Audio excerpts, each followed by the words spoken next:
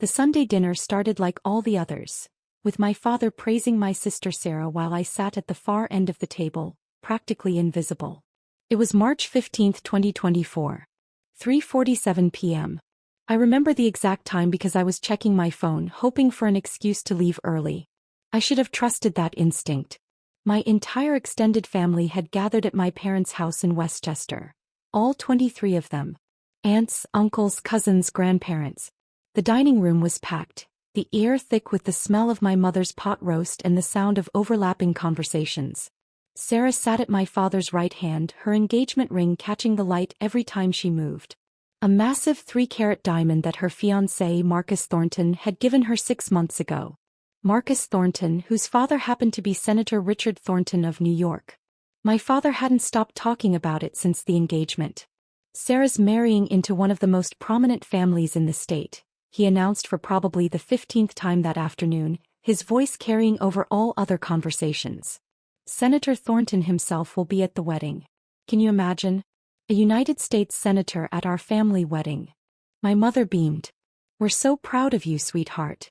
Sarah smiled graciously, playing with her ring. Marcus is wonderful. His whole family is wonderful. I focused on my plate, cutting my pot roast into smaller and smaller pieces. This was my role at family gatherings, to be quiet, to be small, to not draw attention. The wedding is going to be at the Thornton estate, my father continued. 300 guests. The governor might even attend. My cousin Jennifer leaned forward. That's incredible, Sarah. You must be so excited. I am, Sarah said. Then she glanced at me just for a second. Something flickered in her eyes. Pity maybe, or superiority. It's going to be a very exclusive event. Only certain people are invited. My Aunt Linda laughed. Well, of course. You can't invite everyone to a senator's estate. That's when my father set down his fork. The sound of metal hitting china made several people look up. Actually, he said, his voice taking on that serious tone I'd learned to dread, we need to discuss something. The room went quiet. 23 pairs of eyes turned toward the head of the table. My father looked directly at me. Emily, this wedding is extremely important. The Thorntons are, well, they're not like us. They're sophisticated, influential, people who matter. My stomach tightened. I knew where this was going.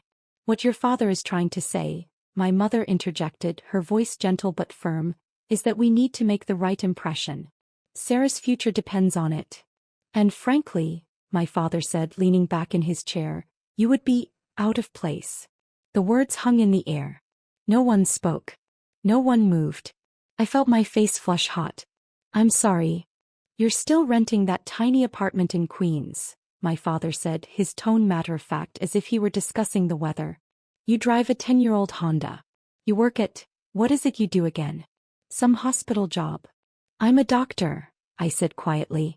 Right, he waved his hand dismissively. But not a successful one. Not like Dr. Patterson's son who has his own practice in Manhattan. You're just working, getting by.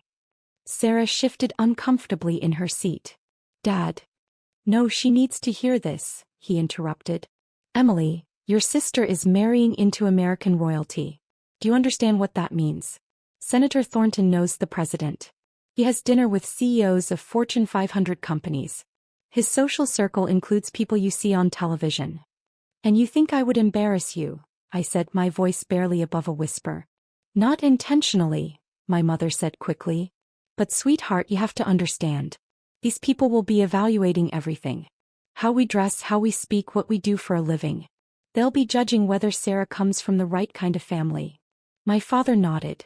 Your sister has worked her whole life for this opportunity. She went to Wellesley. She works at a top marketing firm. She's cultured, sophisticated, successful. She's everything the Thorntons expect in a daughter-in-law. The implication was clear. I was none of those things. My Uncle Tom cleared his throat. Harold, that seems a bit harsh. It's reality, Tom, my father snapped.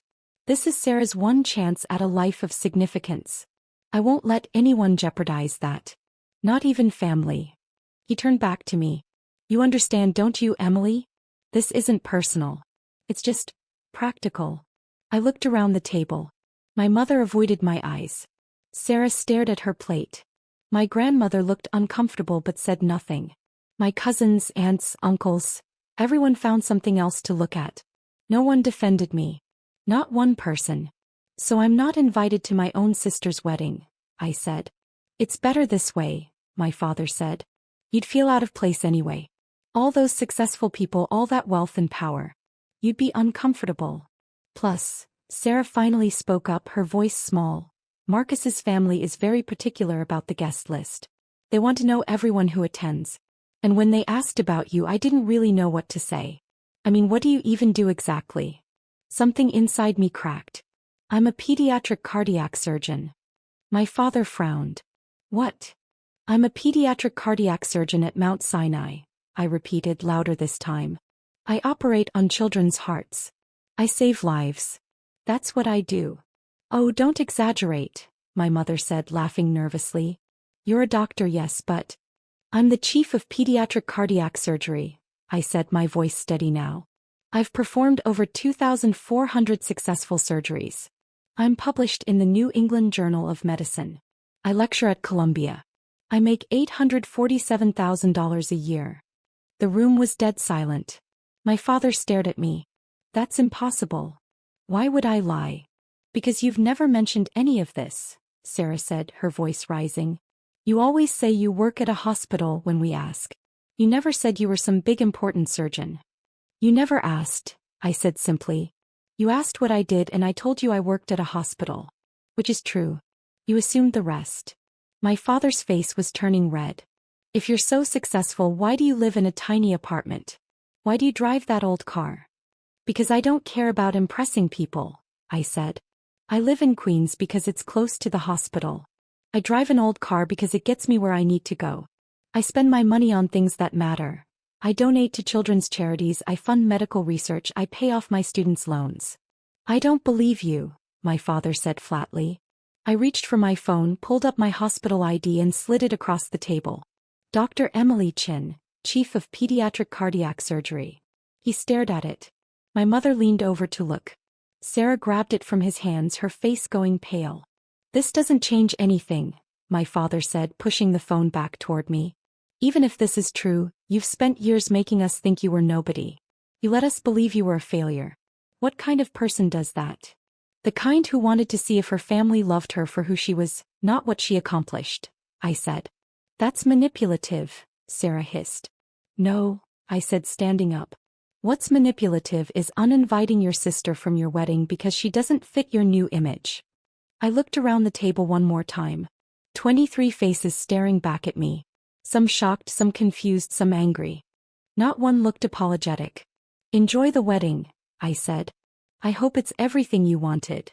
I walked out of that house at 4:23 p.m. I got in my old Honda and drove back to my apartment in Queens. I didn't cry. I didn't scream. I just felt empty. My phone started ringing almost immediately. Then my mother. Then my father. I declined every call. At 11:47 p.m. Sarah sent a text. You're being dramatic. We can talk about this like adults. I blocked her number. The next morning my mother showed up at my apartment. I didn't let her in. Emily, please, she said through the door. Your father didn't mean it the way it sounded. How did he mean it? Silence. That's what I thought, I said. She left. For the next 3 months my family tried various approaches. My father sent an email explaining that he was looking out for Sarah's best interests. My mother left voicemails saying I was breaking her heart. Sarah sent a long text about how I was ruining the happiest time of her life. I deleted everything. At work I threw myself into my cases. There's something clarifying about operating on a 3-year-old's heart. It puts family drama into perspective. Every successful surgery, every child who got to go home healthy, reminded me what actually mattered. My colleagues knew something was wrong, but I didn't elaborate. Dr. Patricia Williams, my mentor and the former chief before me, cornered me one day in the surgeon's lounge. You're working too much, she said. I'm fine. Emily. She sat down across from me. I've known you for 12 years. You're not fine. I told her everything. She listened without interrupting, her face growing more serious with each detail. When I finished, she was quiet for a long moment. I'm sorry, she finally said. That's unconscionable. It is what it is. No, she said firmly. It's not. Your family doesn't deserve you, Emily. You're one of the finest surgeons I've ever worked with. You've saved more children than most doctors will in their entire careers. You're brilliant, compassionate, dedicated. If they can't see that, they're blind. They see what they want to see. Then let them see the truth. She paused. Sarah's wedding is in 2 weeks, right? I'm not going. I'm not suggesting you should. Dr. Williams smiled slightly. But you know how small the medical community is in New York. Word gets around. If someone were to mention your work to the right people. I shook my head. I'm not trying to embarrass them. I'm not talking about embarrassment, she said. I'm talking about truth. You've hidden your light for too long, Emily. Maybe it's time to let it shine. I didn't respond, but her words stayed with me. The wedding was scheduled for Saturday, June 8th, at the Thornton family estate in Greenwich, Connecticut. I knew because my mother had sent me 17 emails about it before I blocked her address too. I worked a double shift that day, performing 2 complex surgeries. A 4-year-old with a ventricular septal defect and a 7-year-old with tetralogy of Fallot. Both successful. Both children stable and recovering. I got home at 8:30 p.m., exhausted but satisfied. I ordered takeout, changed into comfortable clothes and settled in to watch a documentary. My phone rang at 9:15 p.m. Unknown number. I almost didn't answer. Hello. Dr. Chin. A woman's voice, professional and crisp. Yes. This is Catherine Thornton. I'm Senator Thornton's wife and Marcus's mother. I sat up straight. Mrs. Thornton. How did you get this number? Your hospital gave me your service and they patched me through. I apologize for calling so late, but this is urgent. She paused. Dr. Chin, I need your help. Is someone hurt? My grandson, my son Jonathan's boy, Charlie. He's 3 years old. He collapsed this afternoon during the rehearsal dinner. We rushed him to Greenwich Hospital. They stabilized him, but the doctors here say he needs immediate surgery. A complex congenital heart defect they didn't catch earlier. My mind shifted immediately into doctor mode. What's his diagnosis? Transposition of the great arteries with a ventricular septal defect. The cardiologist here says it's complicated by, she paused, clearly reading from notes, abnormal coronary artery anatomy.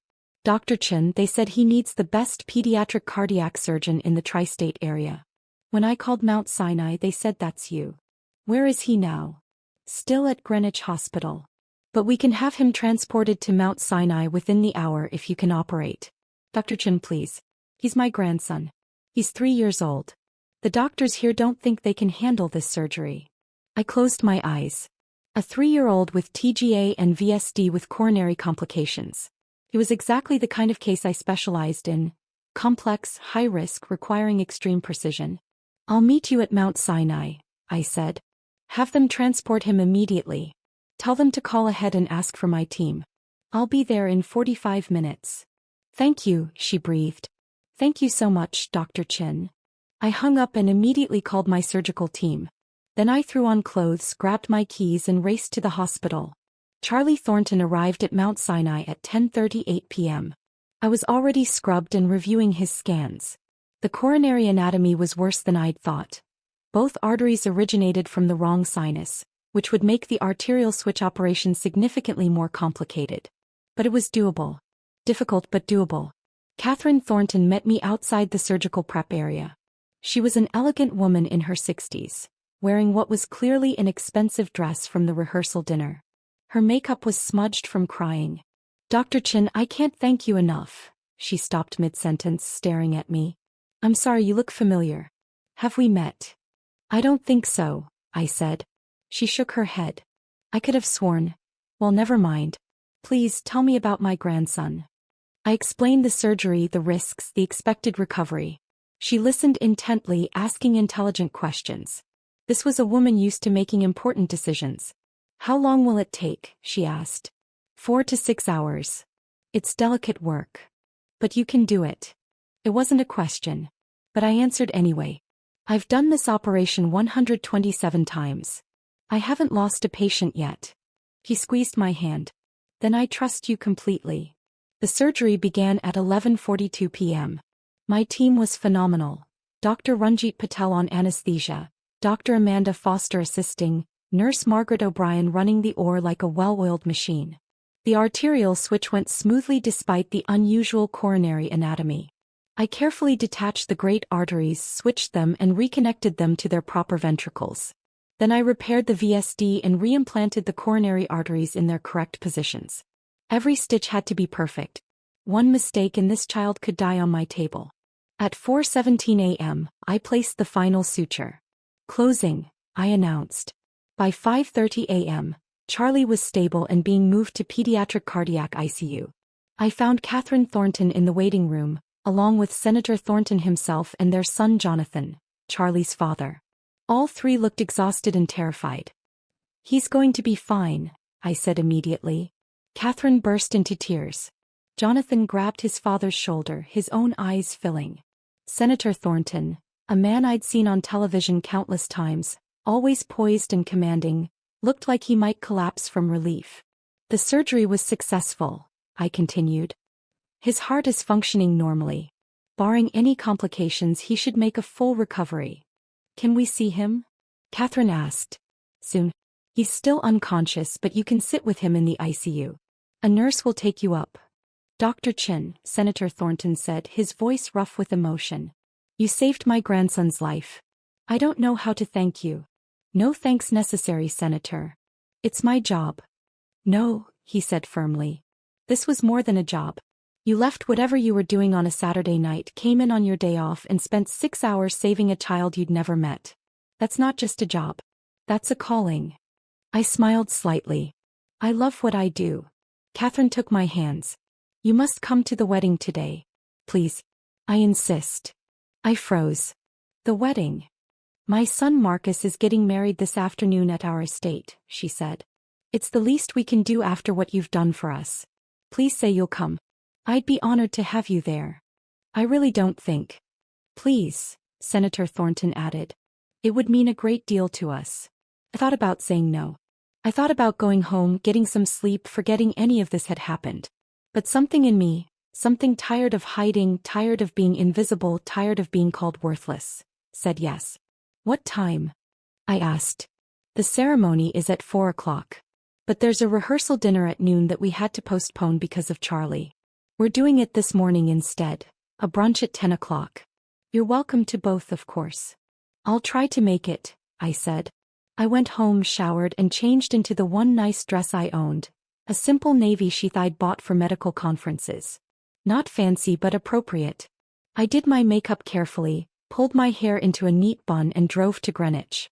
The Thornton estate was exactly as impressive as I'd imagined. A massive colonial-style mansion on 20 acres of perfectly manicured grounds.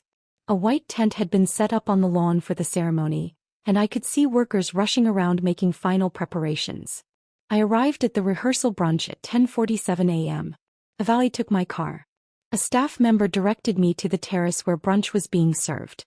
And there, sitting at a long table, was my entire family. My mother saw me first. Her mouth fell open. My father turned, following her gaze, and went completely still. Sarah, sitting next to Marcus Thornton, looked like she'd seen a ghost. "Emily," my mother whispered.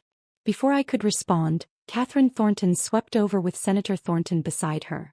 Everyone," she called out, getting the attention of all 50 or so guests. "I want to introduce someone very special. This is Dr. Emily Chin, the surgeon who saved our grandson Charlie's life last night." The entire terrace erupted in applause. I stood there, frozen, as Catherine pulled me toward the table. Dr. Chin performed emergency surgery at 2 in the morning and spent 6 hours saving Charlie. He's going to make a full recovery thanks to her. Senator Thornton raised his glass.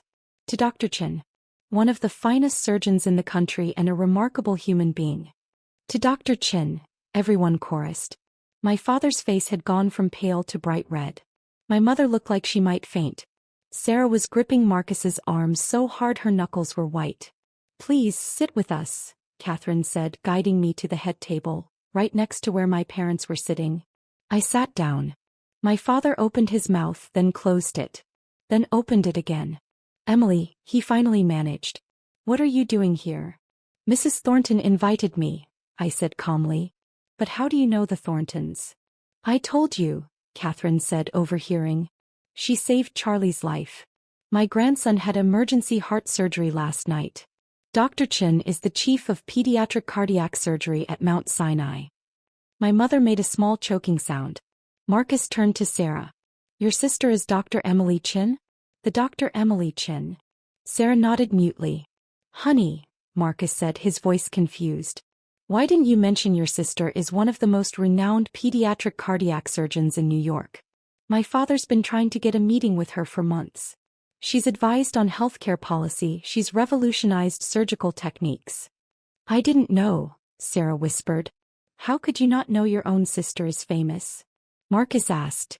I'm not famous, I interjected quietly. I'm just good at my job. Just good. Senator Thornton laughed. Dr. Chin, you're being modest. I've read your papers on minimally invasive cardiac surgery in infants. Groundbreaking work. The medical community considers you one of the leading experts in the field. My father was staring at me like he'd never seen me before. I tried to tell you, I said to him. At dinner. 3 months ago. You didn't believe me. You said you were a surgeon, he said weakly. You didn't say you were. This. You didn't ask.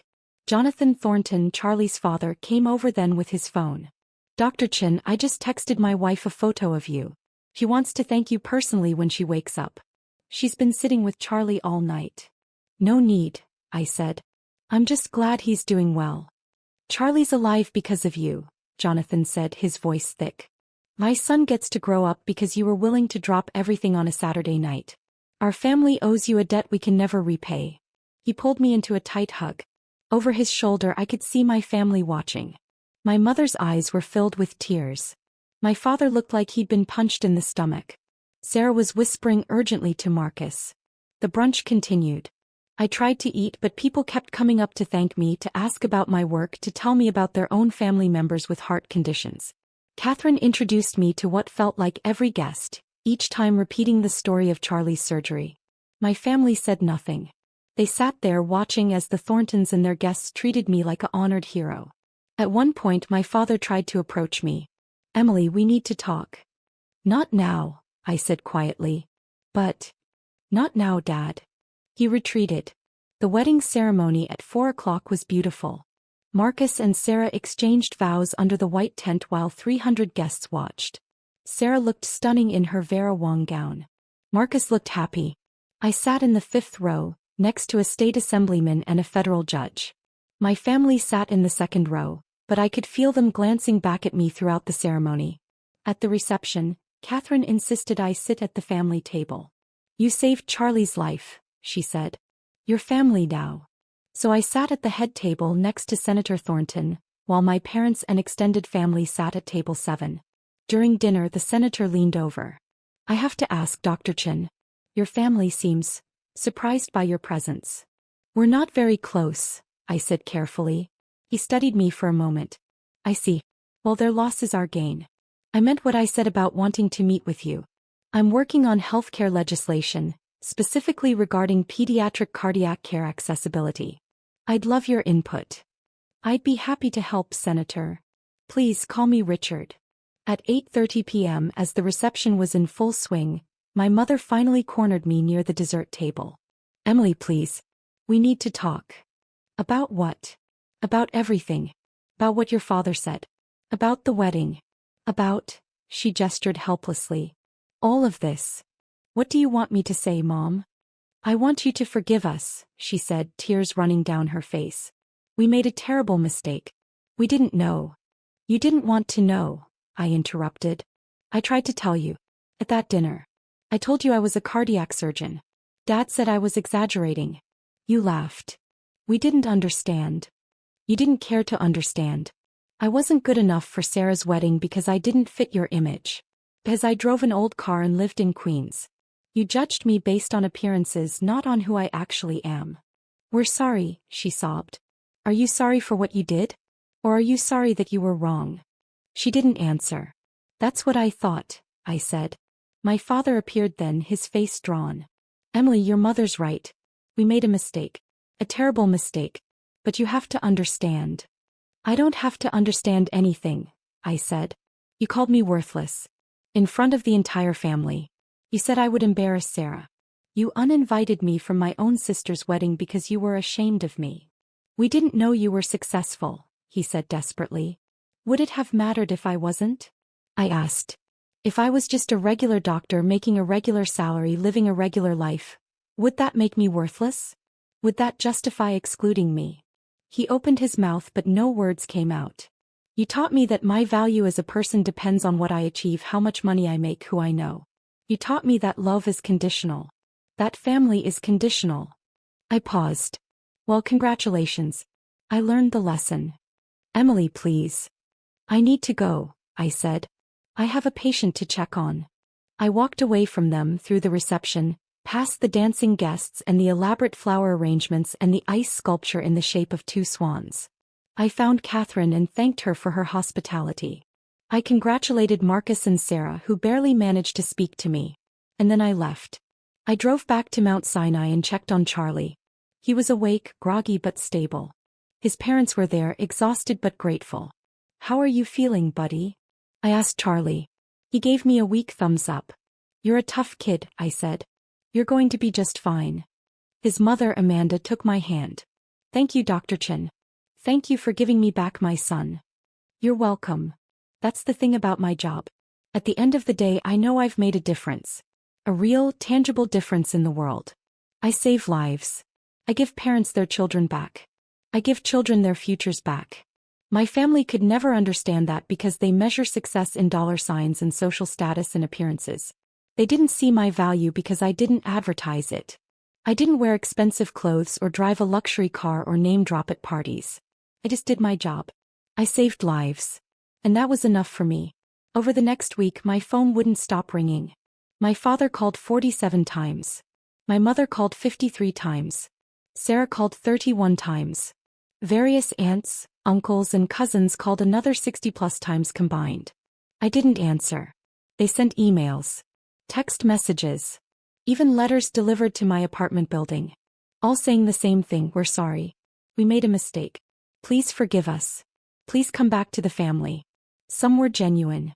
My grandmother's letter was heartfelt and apologetic. Uncle Tom's email was thoughtful and acknowledged their failure. But most were about what I could do for them now. My cousin Jennifer wanted me to look at her daughter's medical records. Aunt Linda asked if I could get her husband into a clinical trial. My father sent an email about how having a famous surgeon in the family would be wonderful for their social standing. Even Sarah sent a long text about how Marcus's family kept asking about me and could I please attend some dinner parties with them. They still didn't get it. 3 weeks after the wedding, Catherine Thornton invited me to her home for lunch. Just the two of us. I wanted to apologize, she said over salmon and asparagus, for putting you in that position at the wedding. I didn't know about your family situation. You have nothing to apologize for, I said. You invited me because I helped Charlie. That's all. Still, she said. It was clearly uncomfortable for you. I saw your family's reaction. The shock on their faces. She paused. They didn't know, did they? About your career. They knew I was a doctor. They just assumed I wasn't successful. Why did you let them think that? I considered the question. Because I wanted to know if they'd love me anyway. If I was enough just being me without the title or the salary or the prestige. I smiled sadly. Turns out I wasn't. Catherine reached across the table and squeezed my hand. Their loss, Emily. Truly. We talked for 2 hours. About medicine, about family, about the pressures of expectations. Catherine was warm, intelligent, insightful. By the time I left, I felt like I'd made a real friend. That friendship grew over the following months. Catherine invited me to charity events, dinner parties, cultural outings. She introduced me to people who became genuine friends. People who valued me for who I was, not what I could do for them. Senator Thornton did invite me to consult on his healthcare legislation. I spent hours working with his policy team, providing medical expertise on pediatric cardiac care accessibility. The work was fulfilling and important. Charlie recovered beautifully. I saw him for follow-up appointments every few weeks, watching him grow stronger and healthier. His parents sent me photos of him running, playing, living the life he might not have had without that surgery. My family kept trying. 6 months after the wedding, my mother showed up at the hospital. Security called me. "Dr. Chin, there's a Patricia Chin here to see you. She says she's your mother. Tell her I'm in surgery. Will you be available later?" No. At Christmas they sent an enormous gift basket to my apartment. Expensive chocolates, wine, gourmet foods. A card signed by everyone. "We miss you. Please come home." I donated it to a homeless shelter. On my birthday in February, my entire family showed up at a restaurant where they'd somehow discovered I'd made a reservation with friends. All 23 of them crowding around our table making a scene. "Surprise!" my mother shouted. "We wanted to celebrate with you." My friends looked uncomfortable. I stood up, placed money on the table to cover my meal and said, "We're leaving." "Emily, wait," my father started. "No," I said firmly. "I'm here with my real family. Please leave." "We are your real family," Sarah protested. I looked at her. Really looked at her. She'd lost weight. Her eyes had dark circles. She looked stressed and unhappy despite her fairy tale life with Marcus. "You're people I'm related to by blood," I said. "But you're not my family. Family doesn't call each other worthless. Family doesn't exclude each other out of shame. Family doesn't measure each other's value by their bank account or their job title." "We were wrong," my father said. "We know that now. We're sorry." "You're sorry you were wrong," I corrected. "You're not sorry for how you treated me. You're sorry I turned out to be someone important, someone who could have helped your social standing. If I had been just a regular doctor, you'd still think you were justified." The restaurant had gone quiet. Everyone was watching. "Please," my mother begged. "We're family. We can work through this." "No," I said. "We can't. Because working through it would require you to fundamentally change how you view people, how you measure worth, how you define success. And I don't think you're capable of that." I walked out with my friends. My family didn't follow. A year after the wedding, I received a letter from Sarah. It was different from the others. No pleading, no excuses, no requests for forgiveness. Just honesty. She wrote about how she'd built her entire life around seeking our parents' approval. How she'd chosen her career, her friends, her husband based on what would impress them. How she'd been so focused on appearing successful that she'd never stopped to consider what actually made her happy. She wrote about how seeing me at her wedding had shattered her worldview. How I'd achieved genuine success, the kind that mattered, the kind that saved lives, while she'd been chasing shadows of approval. She wrote that she was in therapy. That she was starting to understand how toxic our family dynamics were. That she was trying to build a real relationship with Marcus, one based on love rather than status. She wrote that she didn't expect forgiveness. That she didn't deserve it. But that she wanted me to know she was truly, genuinely sorry for who she'd been and what she'd done. I read the letter 3 times. Then I wrote back. Not forgiveness. Not yet. But acknowledgement. An opening. A possibility. We started exchanging emails. Short ones at first. About books, about weather, about nothing important. Gradually we began sharing more. She talked about her struggles with our parents' expectations. I talked about my work, my life, my found family. It was slow. Like learning to walk on ice. But it was something. My parents, on the other hand, I kept at a distance. They sent cards on holidays. I didn't respond. They showed up at medical conferences where I was speaking. I had security escort them out. They tried to reach me through colleagues, through friends, through anyone who might have a connection. I remained firm. 2 years after that Sunday dinner, I received the Lifetime Achievement Award from the American Pediatric Cardiac Surgery Association. At 37 years old, I was the youngest recipient in the organization's history. The ceremony was at the Waldorf Astoria in New York. Over 800 attendees. Surgeons, researchers, healthcare administrators from around the world. Catherine and Richard Thornton attended. Charlie, now 5 years old and thriving, presented me with the award. Amanda and Jonathan stood nearby, beaming. My acceptance speech was short. I thanked my mentors, my team, my patients and their families. I talked about the privilege of being entrusted with children's lives, the responsibility we carry as physicians, the importance of compassionate care. I didn't mention my family. I didn't need to. But they were there. In the back row. All of them. Watching. After the ceremony, as I stood accepting congratulations and taking photos, my father approached. "Emily," he said quietly. "That was a beautiful speech. Thank you. I'm proud of you." I looked at him. Really looked at him. He'd aged in 2 years. More gray hair, deeper lines around his eyes. He looked smaller somehow. Less imposing. "Are you proud of what I've accomplished?" I asked. "Or are you proud of who I am?" He hesitated. And in that hesitation I had my answer. "I thought so," I said. "Emily, please. I'm trying." "I know you are," I said. And I meant it. "But trying isn't the same as understanding.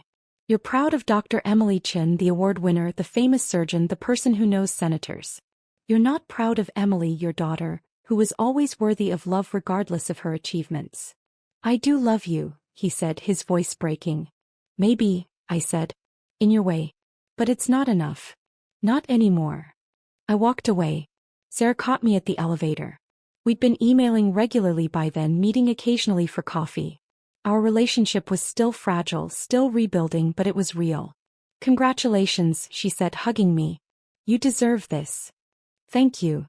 "I told Marcus I'd only come if I could sit apart from Mom and Dad," she said.